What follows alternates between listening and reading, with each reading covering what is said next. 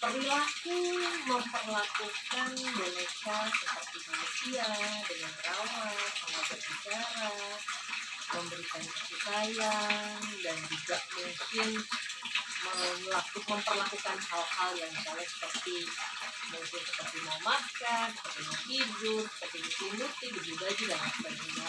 Ya, sebenarnya itu tergantung pada motifnya.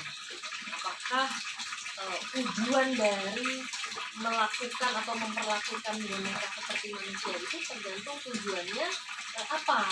Kita tidak bisa serta-merta menyatakan bahwa perilaku ini mengandung gangguan kejiwaan gitu ya, apabila kita belum melakukan pemeriksaan secara menyeluruh dengan menggunakan metode yang memang sudah diakui dan dilakukan oleh para ahli yang memang memiliki kompetensi untuk melakukan pengukuran dan pemeriksaan tersebut ya. Tapi yang jelas minimal nih, kalau misalnya kita lihat tujuan orang untuk memperlakukan boneka seperti manusia, itu yang pertama tujuannya adalah misalnya memang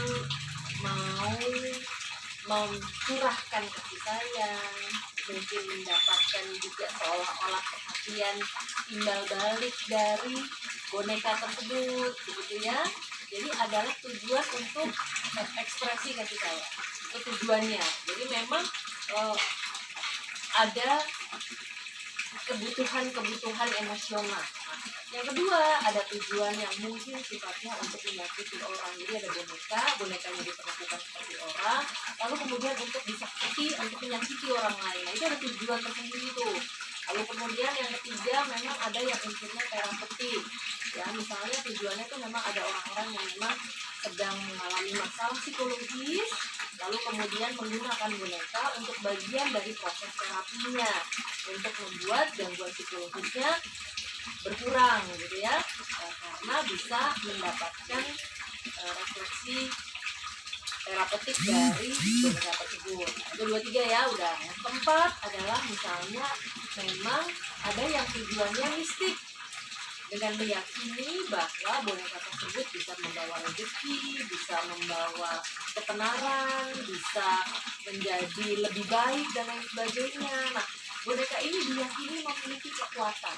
Nah, ini yang mungkin akhirnya masuk lagi. Yang kedelapan mungkin untuk konten. Nah, sekarang kita kembalikan lagi. Setiap yang kita sebutkan ini tujuannya kan yang mana? Yang nomor 1, 2, 3, 4, 5, 6, 7, atau 8.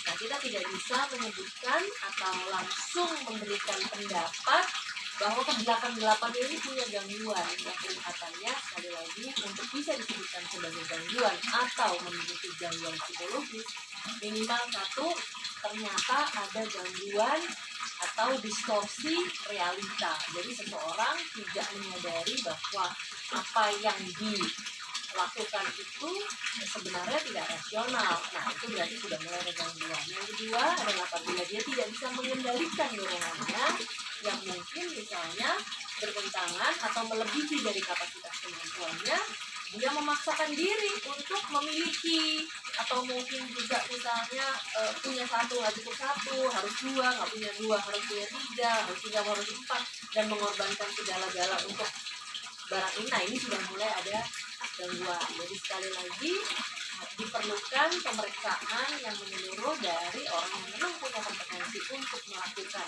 pemeriksaan tersebut dengan menggunakan standar pemeriksaan yang ya, seolah-olah ada arwahnya. Nah, yang kelima itu misalnya ada tujuan marketing, memang menjual bonekanya, apapun yang ada ceritanya, ada story-nya, biasanya lebih laku dijual ya.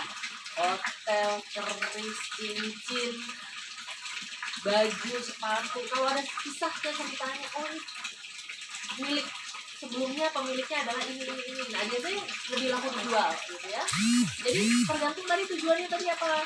Tadi mungkin untuk curahan kasih sayang, apakah memang untuk menyakiti orang lain, apakah untuk terapeutik, apakah memang untuk unsur mistis, apakah karena untuk marketing. Nah, yang kami ini yang sebenarnya paling mengerikan ya, bahwa sebenarnya ada loh fenomena di mana ternyata boneka ini ternyata memang terbuat dari jenazah anak yang ada. Itu kasusnya ada di Rusia.